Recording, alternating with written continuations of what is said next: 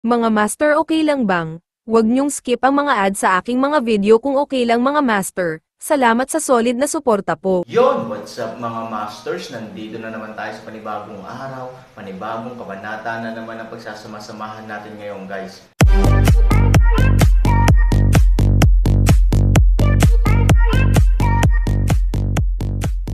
Bali mga masters, kung bago ka pa lang po sa aking YouTube channel, please click the subscribe button, lalong-lalo na po yung notification bell guys, para maging connected pa rin tayo sa isa't isa at maging updated kayo sa mga susunod ko pang video.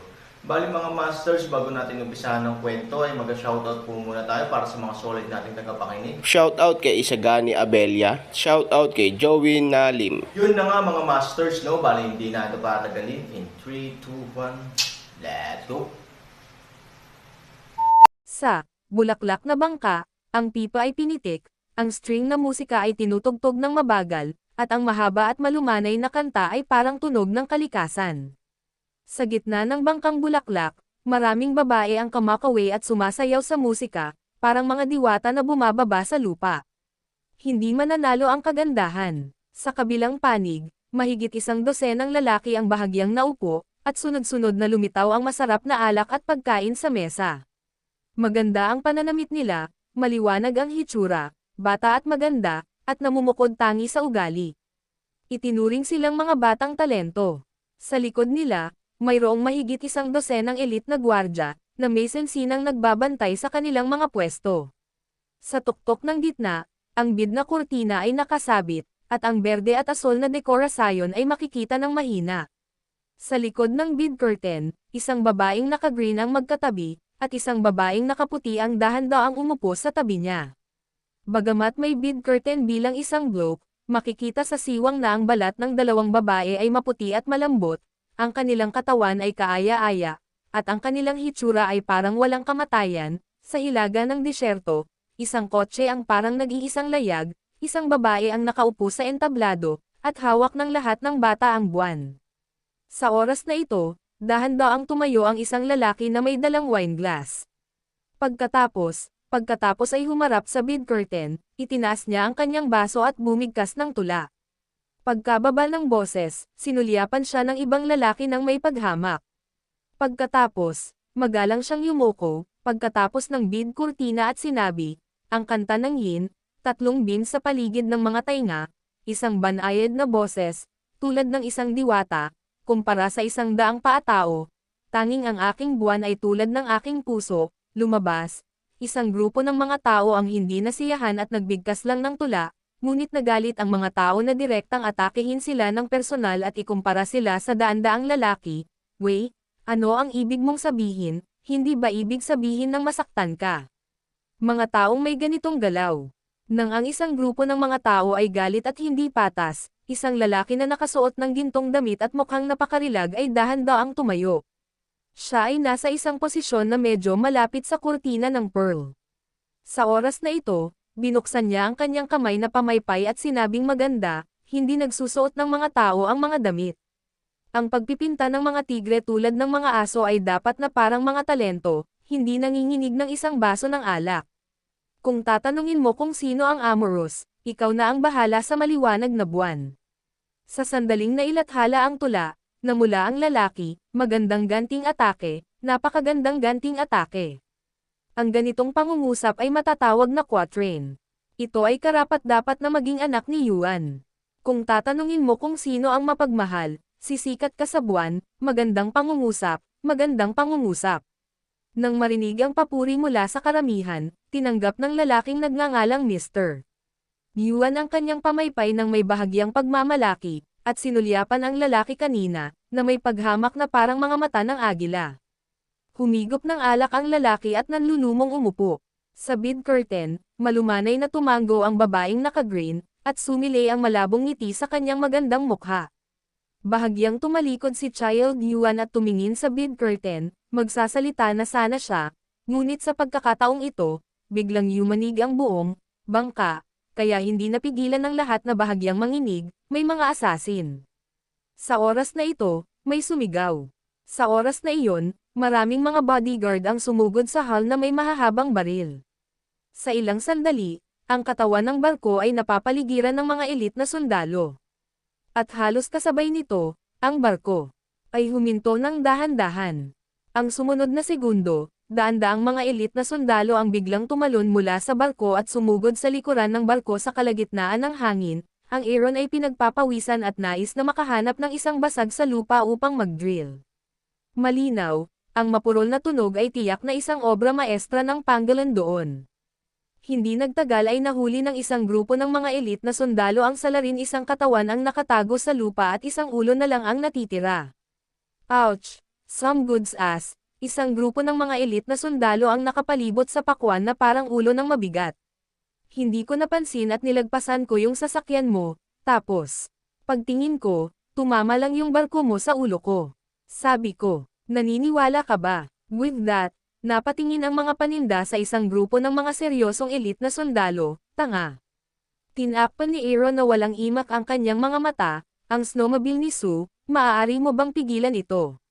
May tao. Oo. Kung sino man ang sumubok na hindi kilala, alisin ito. Oo. Habang umiinom ang nangungunang general, isang grupo ng mga sundalo ang agad na naglakad patungo sa napapaligiran na Pangolin. Shit. Pangolin mababang saway, ulo ng pag-urong, mag-drill lupa, gusto tumakbo, demonyo, kung saan tatakbo. Pagkainom pa lang ng pinuno ng malamig na tunog ay agad siyang sumipa sa lupa. Sa mahabang panahon, isang malakas na enerhiya ang kumalat sa lupa.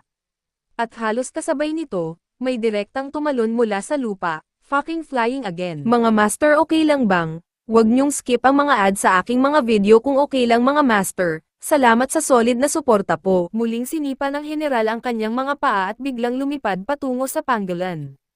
Ang kawawang Pangolin ay parang kuneho na inihagis sa hangin, nakatitig sa kanyang general na parang matalim na agila, bang.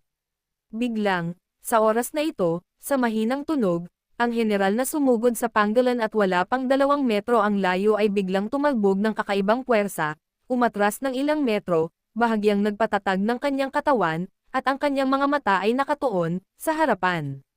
Sa mga oras na ito, sa harap ng Pangolin, may isang lalaking nakatayo ng bahagya. Shit, buti na lang at dumating ka sa tamang oras, nanlulumong sabi ni Pangolin, nagpalakas ng lakas at nagpapatatag ng hugis ng iyong katawan sa sakyan.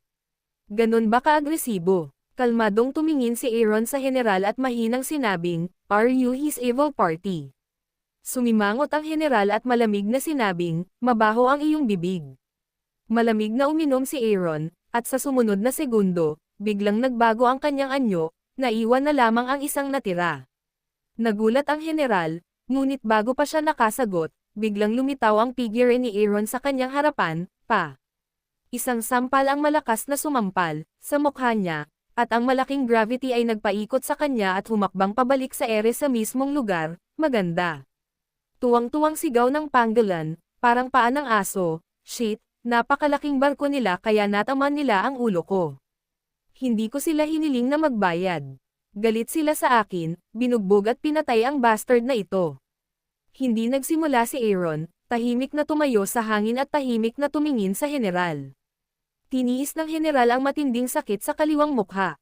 Bagamat matigas pa rin ang mukha nito, napatunayan na ng medyo paatras niyang mga hakbang na sa oras na ito halatang hindi siya tanga kumilos ng padalos-dalos, ngunit maaari lamang siyang magdusa ng isa pang madilim na pagkawala, ikaw ay isang estranghero. Ang pangalan ko ay Pangolin. Casual na sabi ni Aaron, shit, your name is Pangolin. What's my name? Pangolin said with a confused face. The next second, bigla siyang may naisip at malakas na sinabi, shit, my name is Yellow Sand Monster. Pangolin, Yellow Sand Monster. Sumimangot ang general, hindi narinig, kung sino ka man, itigil mo ang aking Sue family flower boat, alam mo ba ang malaking krimen? On my way, kahit tumakbo pa ako ng mas mabilis kaysa sa iyo tapos gusto ko lang huminto sa isang flower boat kung hindi ka naniniwala, may malaking bag pa rin sa ulo ko ng kanyang ulo. May malaking bilog na bag talaga. Sa oras na ito, sa bangka ng bulaklak, ang isang bintana ay malumanay na binuksan, na natatakpan ng puting sinulid, at ang anino ng isang babae ay naaninag. Nang makita ito, tumigil ang general sa pagsasalita ng walang kaparirikan, mabilis na lumipad pababa at may sinabi sa tabi ng bintana.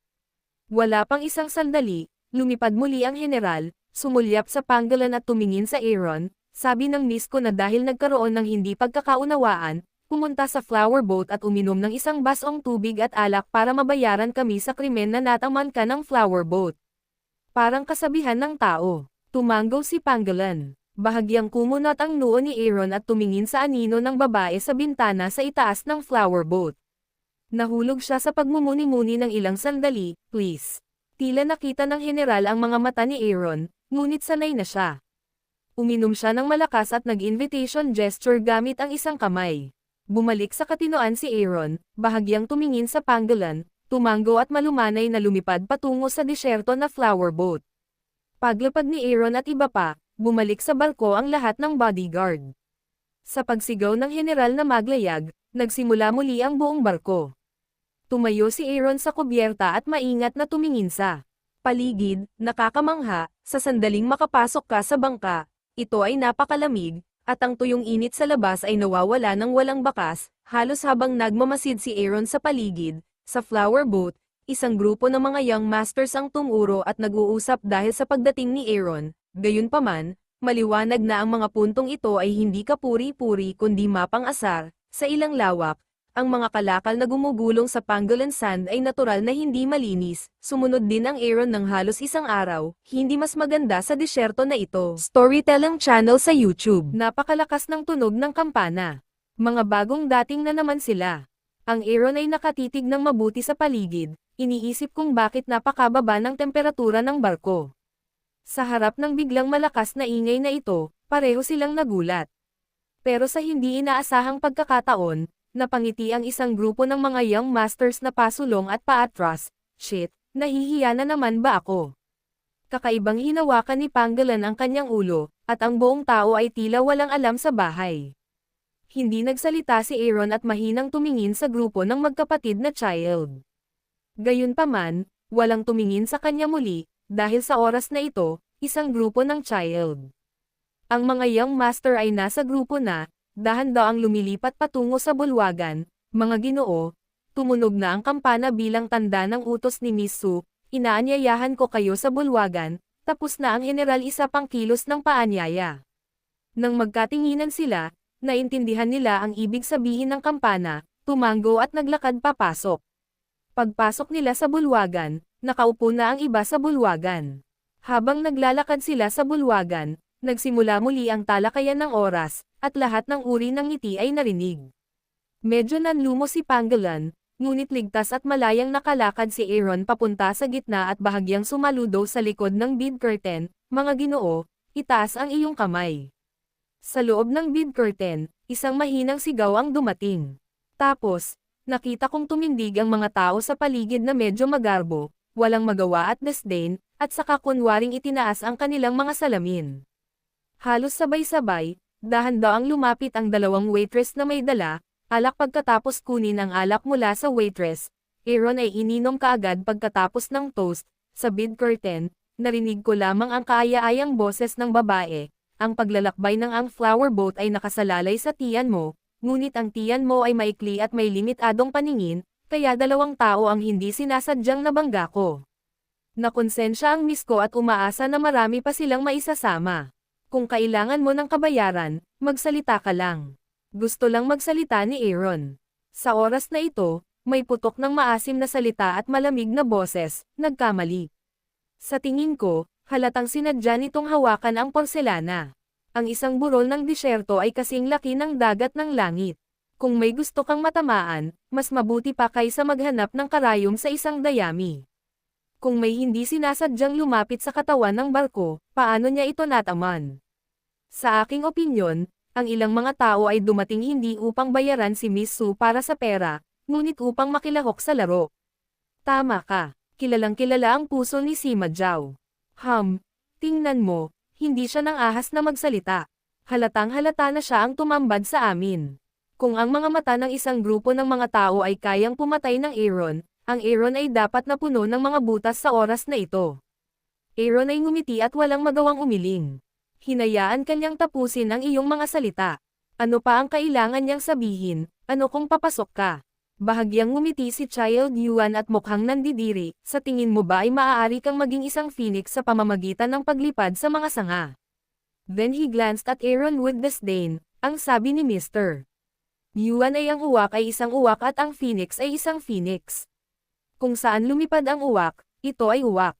Maghalo man ito sa phoenix group, hindi nito mababago ang katotohanan ito. Sa kabaligtaran, ito ay makaakit ng pansin at magpapatawa sa mga tao. Hillbilly, kung ako sa iyo, kukuha ako ng ilang gastos sa pagpapagamot at magpapagulong-gulong. Sino ang mawawala sa akin dito? Okay, ako ang magbabayad para sa mga gastusin sa pagpapagamot. Ito ay 10,000 amethyst. Kunin mo ang iyong mga gamit at umalis ka rito. Sa sandaling bumagsak ang boses, na may ilang malulutong na tunog. Maraming malalaking amethyst ang gamulong ng direkta sa Aaron S. feet, tumingin si Aaron sa mga amethyst na ito at bamantong hininga, then, in full view of everyone, parang may iniisip siya, Aaron, what are you thinking? Pinagagalitan nila kami, sinasabing kami si Hicks at nandito kami para manloko ng pera, hindi mo ba kukunin? Nagmamadaling hinablat ni Pangolin ang Aaron at nagmamadaling sinabing, bilang karagdagan, napakabigay mo sa mga taga-nayon, huwag yumuko para sa perang ito. Ngunit sa oras na ito, may ginawa ang Aaron na nakakagulat. Storytelling channel sa YouTube. Yun na nga mga masters, no? Bali panibagong kabanata na naman yung natapos natin ngayong gabi. Muli, maraming salamat po talaga sa walang sawang suporta po sa aking YouTube channel na talagang inaabangan nyo po ang bawat upload ko po. Bali mga masters, magkita-kita ulit po tayo bukas ng gabi at ngayon po ay magpapaalam po muna tayo.